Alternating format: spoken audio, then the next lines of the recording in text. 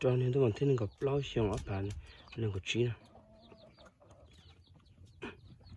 bố mỏ nó xem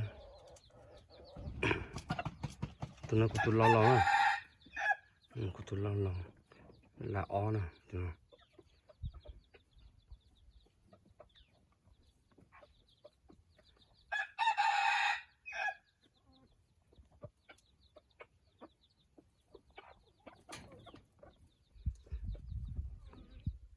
bố mỏ nó ha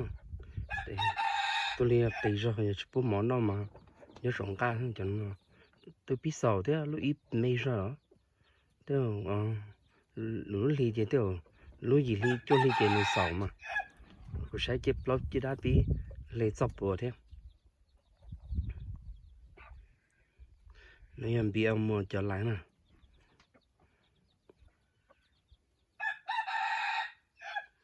tôi con này của tôi mình bị được lại ý nè tôi lại ý tôi lo lại ý tôi lo là ó nè